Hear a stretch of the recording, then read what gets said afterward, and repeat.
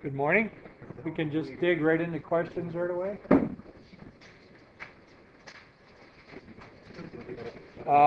Here's the what? Target kinds of problems. I would just go through those. Well, yeah, I'm not. I don't. Okay. Number one, we don't have time to go through all of them, and so yes, we can go through them, but I think we're going to try to be more specific. Yes. That on that. So this is on the review. We're going to look at the problem number 2. Okay. In this part it says find the critical numbers. Okay, critical numbers. Basically, don't forget, I know all of you know that's when the first derivative could equal 0, but isn't it also if there might be any, if the, like if the derivative is undefined, that's a critical number too. So, you might get a derivative that has a denominator with x in the bottom, and then there would be an undefined possibility too, that we call that critical also. So but number 2 is not that complicated. It's, well, that's what I'm, oh, come on. What I was trying to say, I don't make fun of people except myself. And sometimes Steve.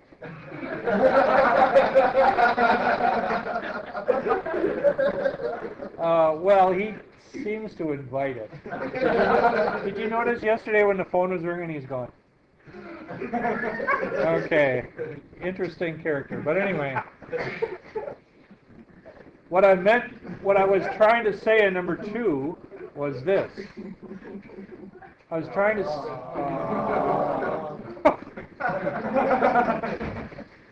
What I was trying to say on number 2 is that there's no denominator, and by that I meant a few seconds before that. Did you hear me saying that you had to be careful when the first derivative comes out to be undefined? Well, the only time the first derivative is going to be undefined is when the derivative has an answer that has a denominator in it.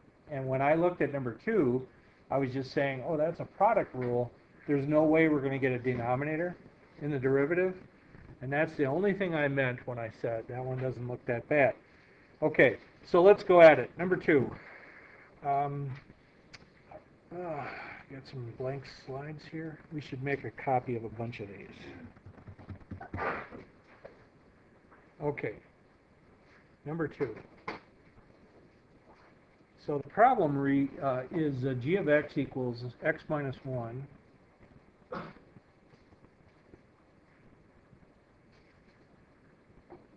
squared times x minus 3. So when you'd have to do the product rule as you find the derivative. The first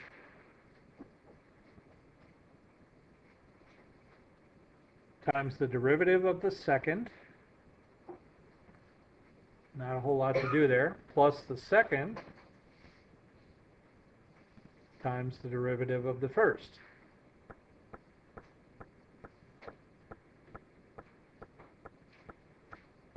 Okay. I probably need to get this thing expanded.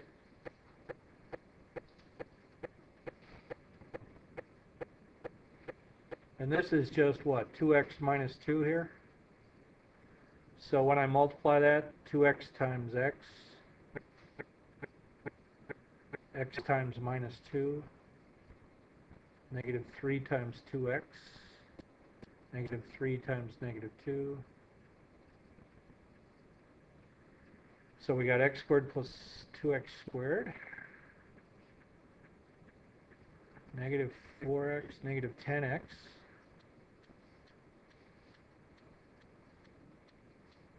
I think I did that right. Now the question is, when is that equal to 0? And this becomes a what? Algebra problem. We've got to find we've got to do either a factoring problem. I suppose I should at least give it a shot.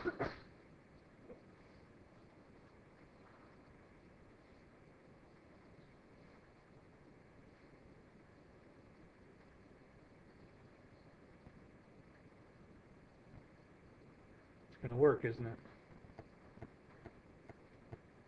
Minus 7x minus 3x. Cool.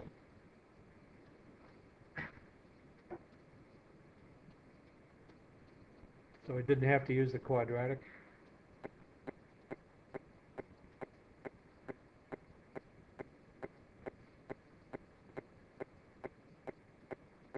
So we found two values of x for critical values, and they want the critical numbers. I think that's all they want.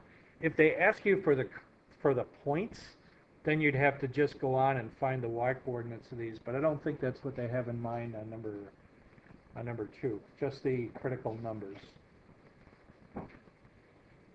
And there is no undefined possibility. This derivative is just a simple polynomial, so there's no way there's going to be any problem in the domain. So that's it. Those should be the only two.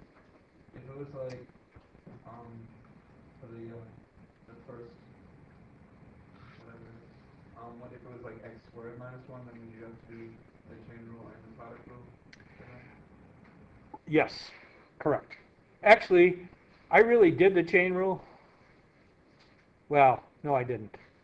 Over here. I could have done the chain rule here, but because it's a 1, I didn't write it up there. But yeah, you're right. If that was a square, then we would have had to put 2x. Yeah, we would always, I like the way you're thinking. You always want to think about that possibility. Mm-hmm. Yes? Can you explain how critical numbers can be undefined? Just that you might get a derivative that after doing the derivative you get maybe like this. Let's say that was your derivative. Well, that derivative can be,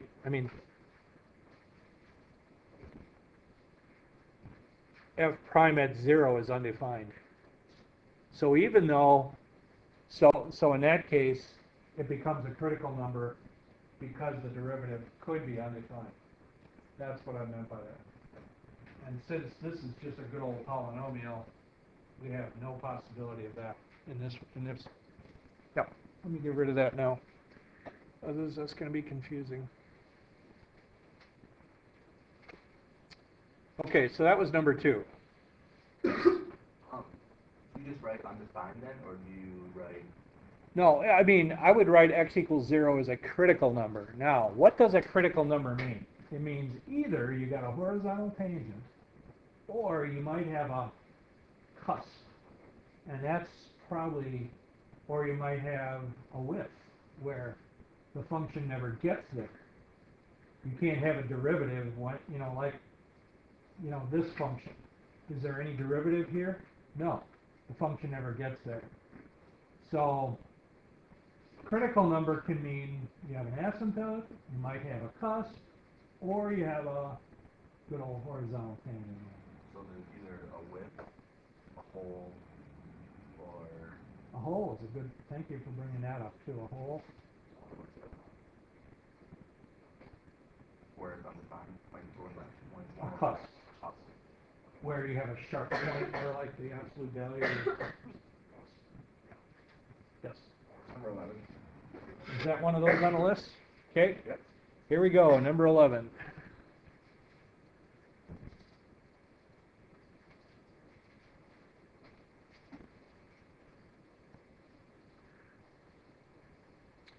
Uh, 4x cubed minus 6x squared minus 2. And what do we got for directions here? Directions are using the first derivative test to find the relative extrema of the function, then check it out on a graph and make sure it's right. Okay. All right. So right off the bat, if we're going to find out relative extrema, we know we got to find the first derivative and set it equal to 0. Okay.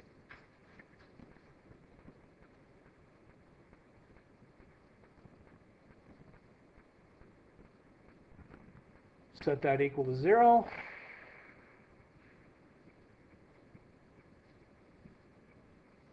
Well, I'm going to just leave it on that side and factor it.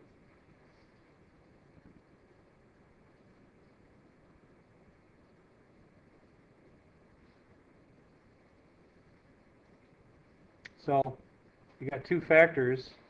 They each could be equal to 0.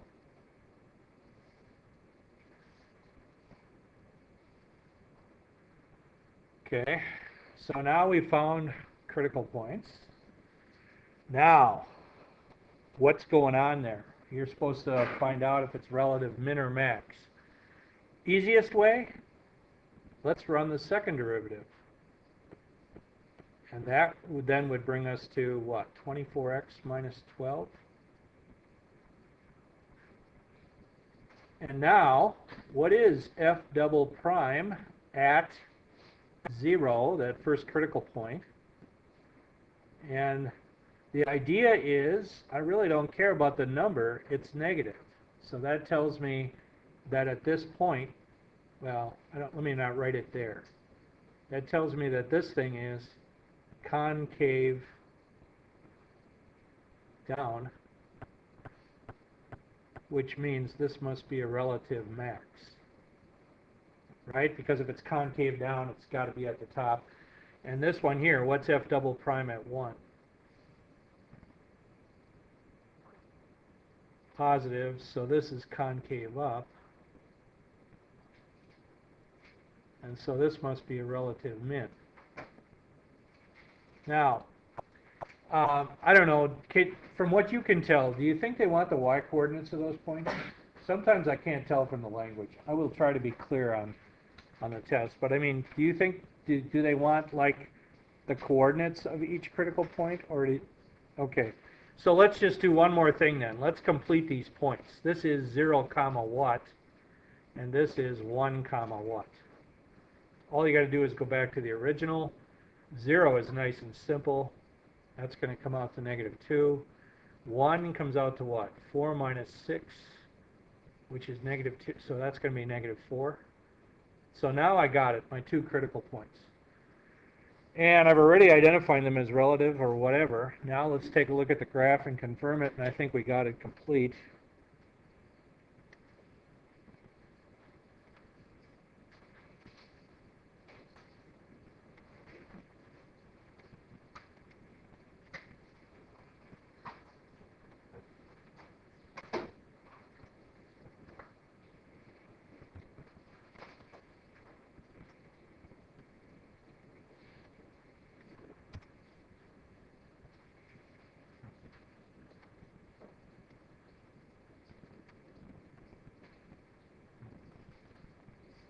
So we said 0, -2 was a relative max. And sure enough, do you see that? Here's the point 0, 2, and it is a relative max.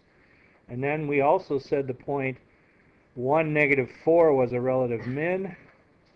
1, -4, yep. So the graphing calculator confirms what we just found out, and we're done.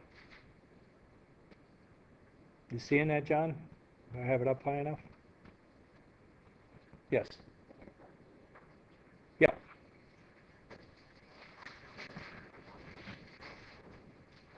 $78.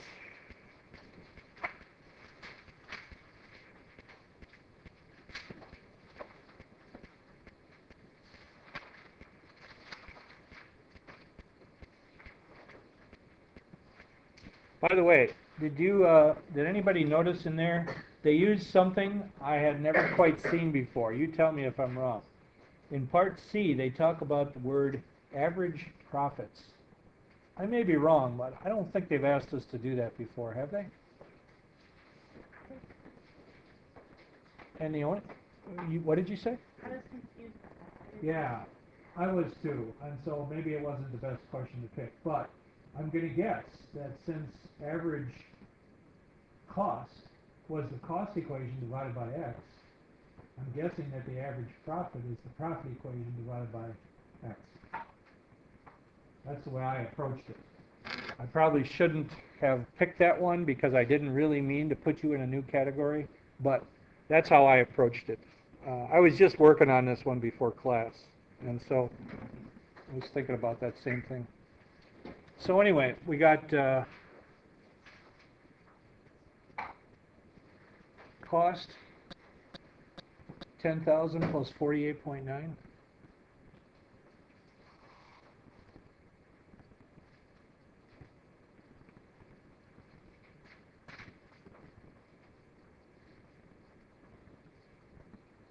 Part A, find the average cost. Well, that wasn't very hard.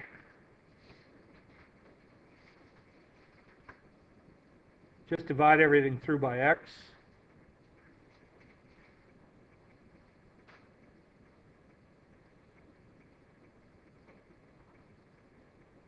Part B says, what's the limit of the average cost as x approaches infinity? Okay, B, this is a good limit practice. What's the limit as x approaches infinity of 10,000 over x plus 48.9? Well, isn't this going to go to 0? And 0 plus 48.9 is 48.9. So that's it for that one. Yeah. Because x is approaching infinity. And I don't care how big 10,000 appears to be. When you divide it by infinity, it is puny. And so it's like one number divided by this much bigger number is going to get really, really tiny. And so that's going to go to 0. Anytime you divide by infinity, you're going to be going to 0. So that's goodbye first fraction, and then the limit is easy. It's just what's left. Okay, part C, and here's the part where we get into a little bit of an ambiguous situation regarding average profits. I had never, has anybody else seen that before? Let me know if you did. I don't think that's been referred to, so I'm going to guess that that's dividing the profit equation by x. Well, in order to do this, what do I need to do? I have to take their revenue equation, which is 68.5x,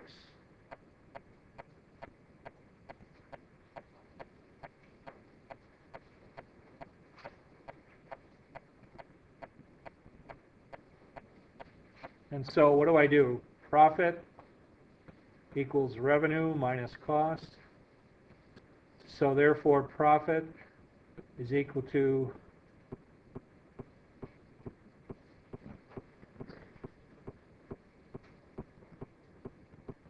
$19.6x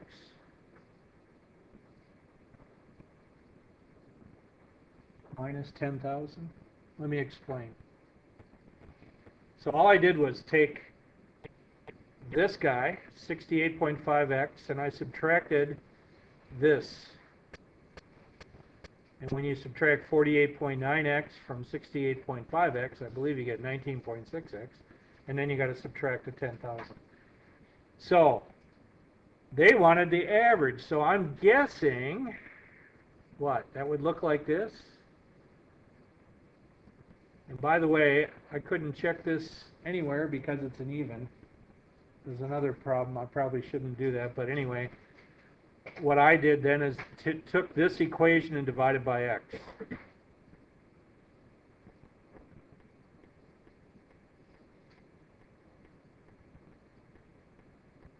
So I don't know if that's what they had in mind. I think my guess is that's correct. Then part D, what did they ask for? Oh yeah. What's the limit of the average profit as x increase? No, part C. Find the average profits when x is 1 million, 2 million, and 10 million. Well, let me do one of them.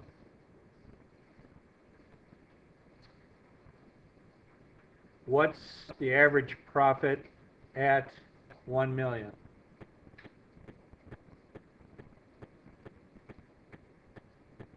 Well, you just take this equation and you plug in for x, 1 million.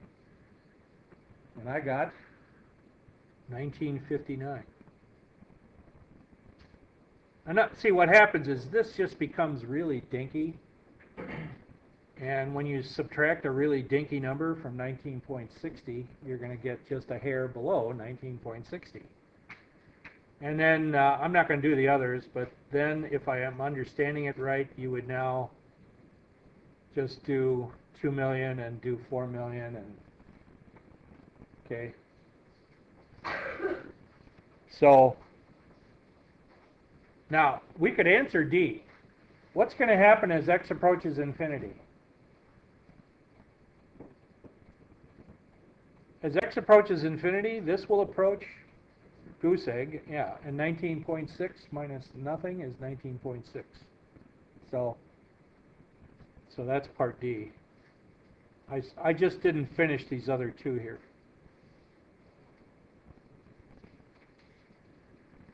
So I'm going to have to do some more research. I'm not the strongest on business, and so I wanted to make sure this average profit thing is really the profit equation divided by x.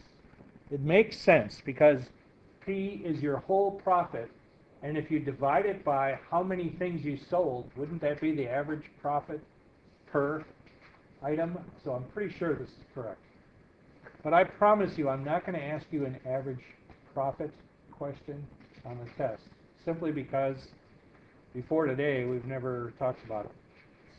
That was, I didn't see that when I picked this problem up. Yes? Sure. Anybody need anything else on this one, or can we leave it? 36.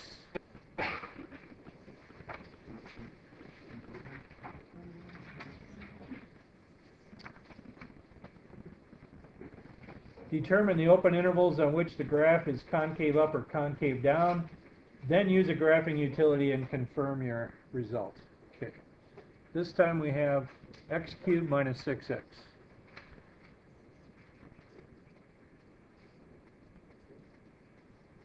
So what calculus tool tells you about concavity?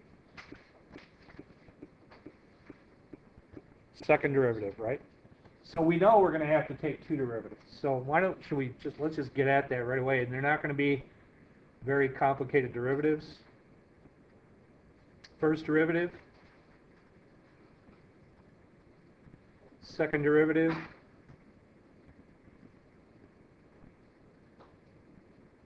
wow, nice and simple. Now, actually, isn't everything right in front of you right now? For what values of x will the second derivative be negative? Just look. So what numbers x will make 6x into a negative? And the answer is any negative x. So, in effect, you're just telling me that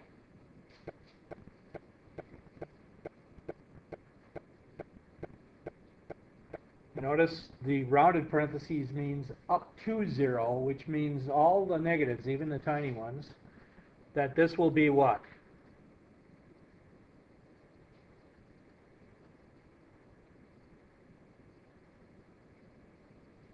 And then for any positive number, won't this be positive? So for 0 through anything up there is going to be concave up. And they didn't ask us this, but that's going to be the changeover, isn't it? The inflection point. I know they didn't ask that, but that's a nice way to tie it together. So it goes from concave down to concave up and changes at the inflection point. Okay, now, we're supposed to confirm this, so we'll just make that one go away. And okay, this time we have x cubed minus 6x.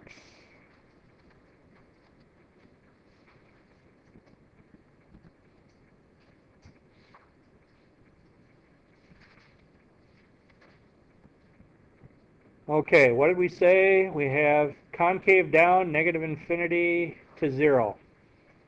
Do you see how the graph is shaped like this? From 0 all the way forever that way. And then from 0 to infinity, it's now concave up forever. And where was the changeover point? At the origin. That's where the point of. So we again have a check. Yes. Anybody else on this one? Questions or comments? 72.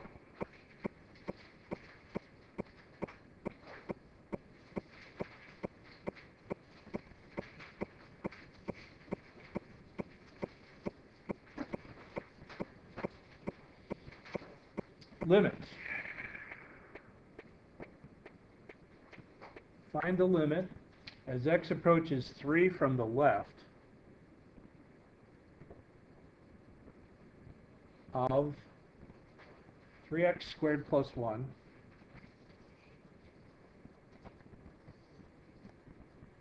over x squared minus 9. Okay. Well, you guys all know that x cannot be equal to 3, but it still can approach it from the left. So, if it's going to approach it from the left, that means 3 is going to be, x is going to be just less than 3, right? Like 2.9. Okay, so what's going to happen on the bottom if x is 2.9? Well, this squared is going to be something just a little bit less than 9, right? And what happens when you take something a little less than 9 and subtract 9 from it? You're going to be a tiny negative, right? Now, I'm actually writing that down. Negative tiny. Okay. And on the top, what's going to happen? Well, this is going to get pretty close to 28 on the top. Okay. Now, we don't really care exactly what it is. We know it's... Now, here's the deal. What if I pick 2.99, which is even closer to 3 on the bottom? Well, then this is going to be even negative. Then I could probably have said negative dinky, because it's getting even tinier, right? Do you see? And wouldn't you agree that the closer I get to 3, that's going to get dinkier and dinkier? My point is, what happens when you divide 28 by dinky? It's going to be huge. 28 by 1 millionth is 28 million. And 28 by 1 trillionth is 28 trillion. And the closer I get, the huger the result gets. So do you see what's happening? It's approaching infinity. Now how about the signs? On top it's a positive, on the bottom it's a negative. And what's a positive divided by a negative? So do you get what the answer is?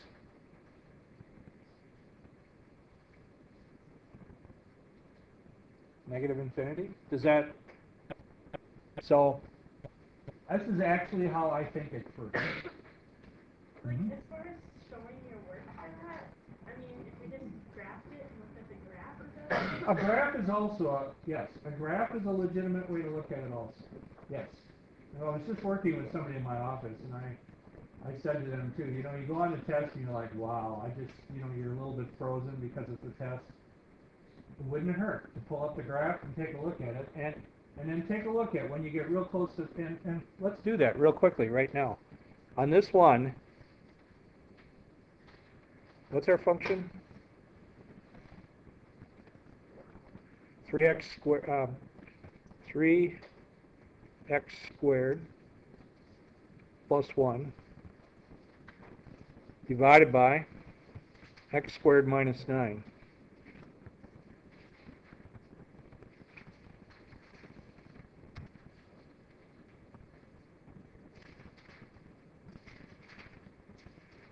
Well, I know you can't...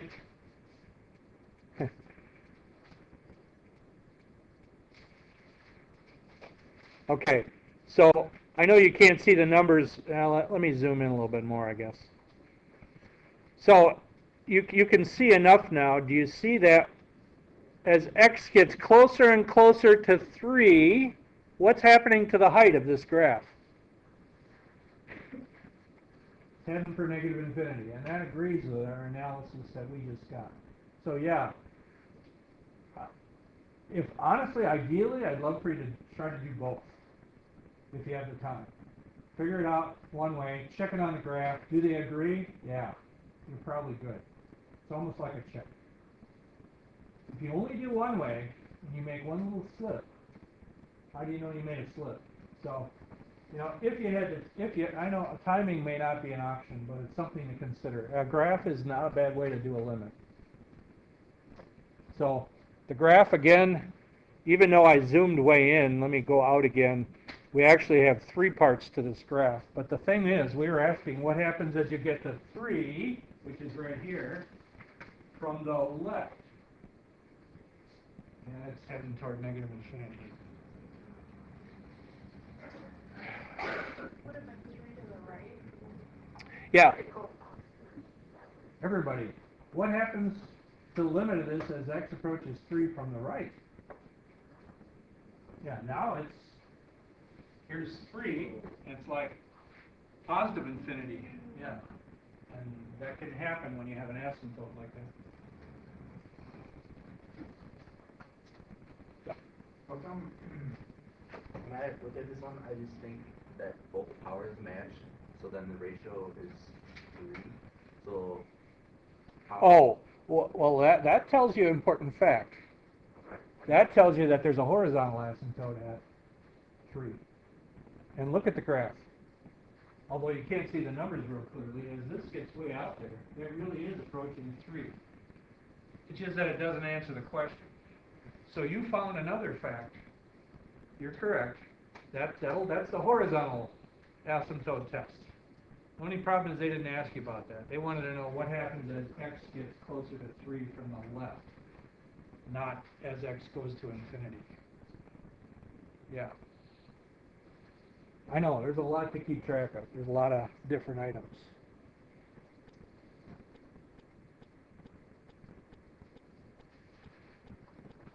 Yes? Can you give an example of a quotient problem? Sure. There's, you know what I did? Because you remember I wrote the word OPT on there because I didn't really find a good one. And so what I did, as I was peeking around, is I just went back to the optimization section, which was it 3.4 or 3.5? 3.4. So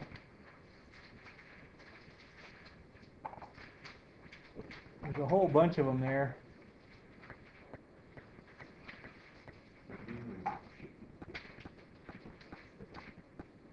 And I can't remember which ones we did. Have we ever done number 14?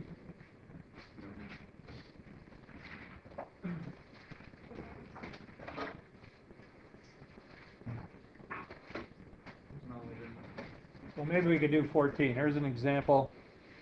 Dairy farmer plans to enclose a rectangular pasture adjacent to a river.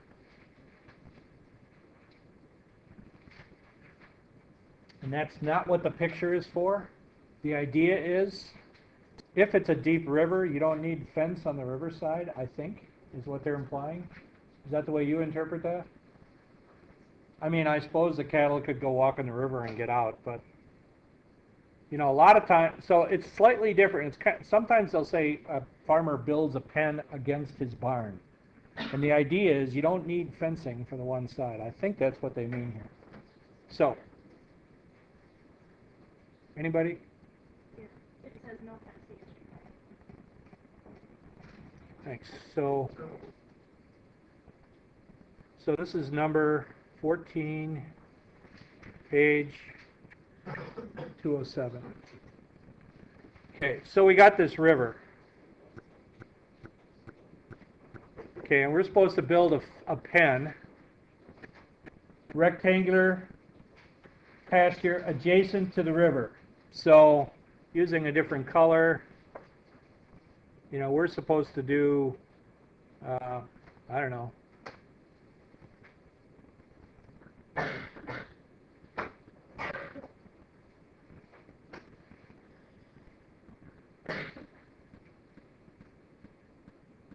So something like that is what we're supposed to come up with.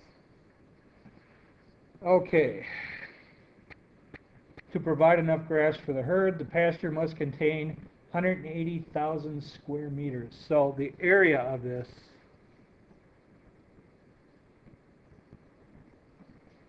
has to be 180,000.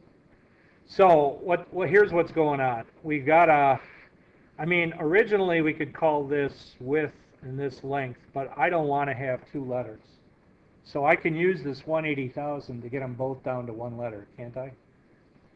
You know that L times W equals 180,000.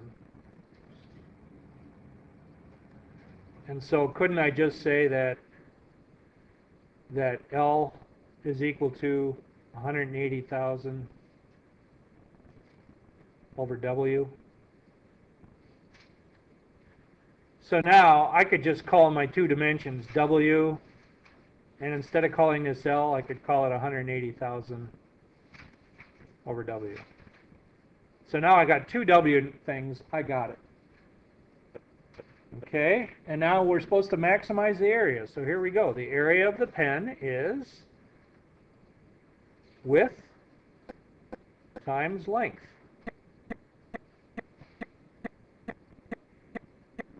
Hang on a second.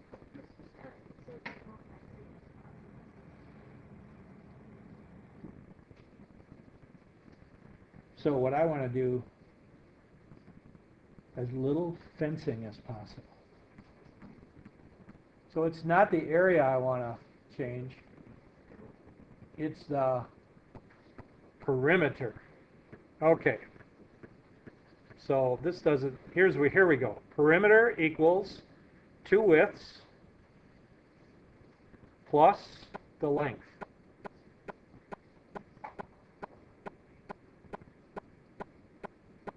There we go. I'll just call it F for fencing. Here's the amount of feet of fencing. So now we want to minimize the fencing. So that means what? Find the derivative, set it equals 0, all those same fun things. So F prime of W is what? 2 plus. Now we got to use the quotient rule, the denominator times the derivative of the numerator, which is nothing, minus the numerator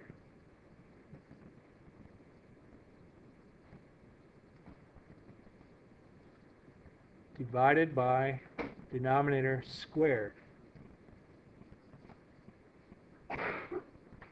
Set it equal to 0.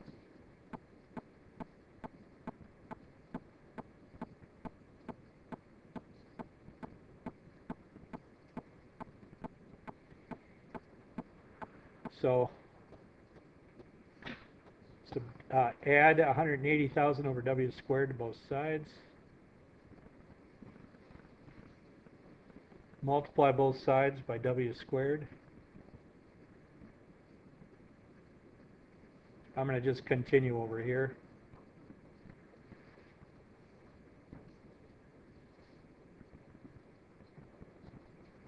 Divide both sides by 2.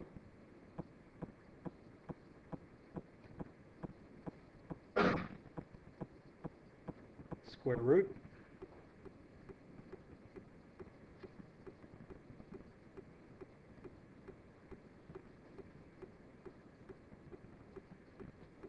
Is that right? I believe that's correct, isn't it? If you take 300 and square it, you get 90,000. So now we know the width should be 300, and what's this, feet? No, meters. So the width of the pen should be 300 meters, so what should the length be? 180,000 divided by 300, which is what? 600?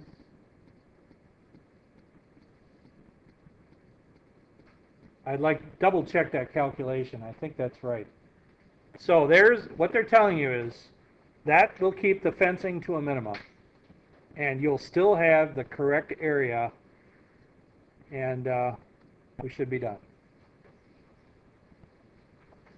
So there's, I would say, a fairly typical optimization. That turned out to be a pretty typical kind that. Now they only vary this way. Otherwise, they might say there's no river, build a pen. Well, now we're going to have 2 lengths and 2 widths. But did you notice whenever you have a rectangle with all 4 sides, it always turns out to be what? To optimize it? Have you figured that out by now? If you got all 4 sides and they say build a rectangle, and let's say there was no river, what happens when you optimize it? It always turns out to be a square every time.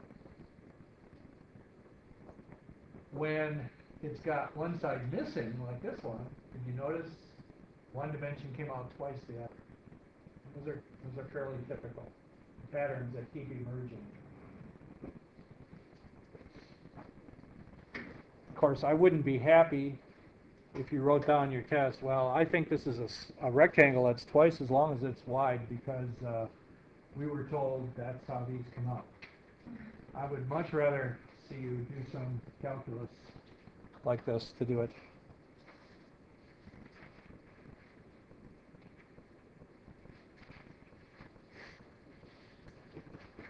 Okay, where are we? Heidi. 68.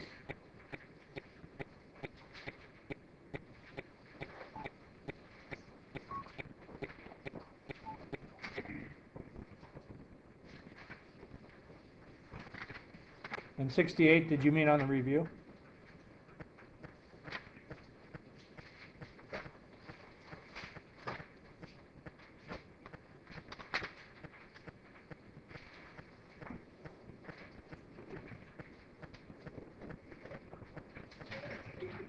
H of x equals 2x squared plus 3x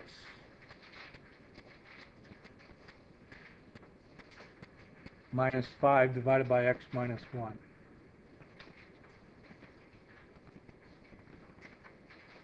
And the directions are, find the vertical and horizontal asymptotes. Then use a graphing utility to see if you did it right. Okay. Let's talk about horizontal asymptotes first. Well, it doesn't matter. Well, as long as I'm on that. Let's do the horizontal asymptotes first. Now, this is what Darnell was talking about before. You want to take this one, Darnell? You can do it. Well, I know that there's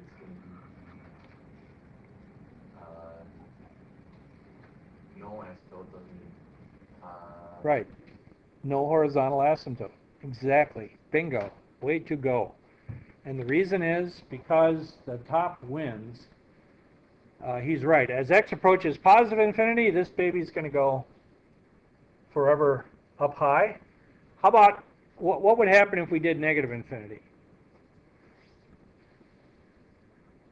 Just so we're after it. I mean, it's not going to be an asymptote, but what's going to happen? Well, on top, what happens when you take negative infinity and square it? It's going to be positive infinity times 2 is positive really infinity over negative infinity. And positive divided by negative is negative. So what does that tell me? On one side, this baby's heading for parts unknown this way, and on the other side, okay. But like you said, no horizontal asymptotes. All right, how about vertical? Oh, we should write this down. No.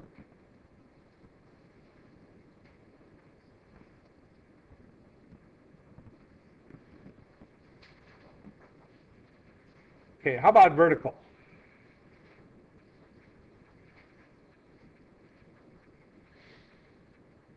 X can't be 1, right? Doesn't that look like, I mean, isn't this a classic? X can't be 1, it's in the denominator.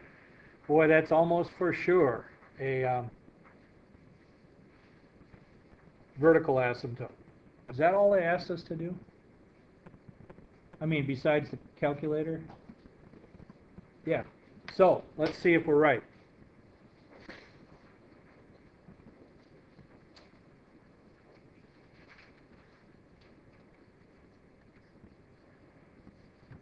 So, we have on top 2x squared, whoa, ex squared, 2x squared plus 3x minus 5, close parentheses, divided by parentheses, x minus 1, close parentheses.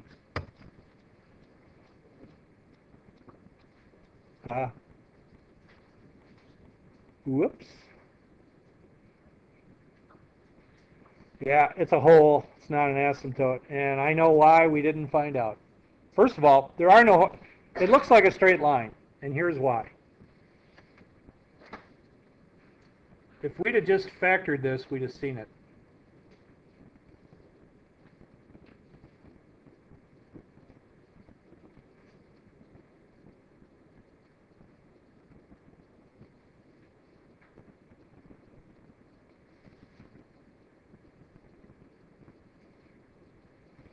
Okay. And look what's left. Straight line. 2x plus 5. Except x still cannot equal 1 because that would obviously mess this whole thing up. So what you have, and you don't see it on my graph, you actually have a straight line with a hole at 1, and the hole doesn't show up. It actually, yeah, I can't draw on here, but there's a hole right, right where x is 1 on the graph. And I can't draw on there right now. So, so there's the one. You remember I said it's almost 100% an asymptote. I should have checked if it canceled. The only time a denominator does not create a vertical asymptote is when there's a cancellation, and then it creates a hole. So we got to go back and modify this.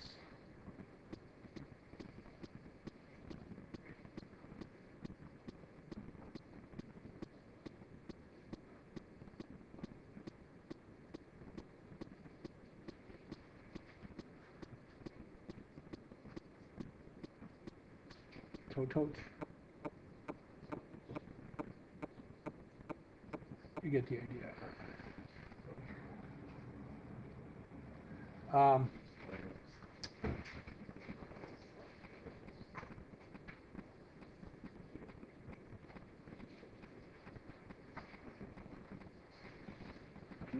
Didn't do a lot with holes, so it's not a real great question again.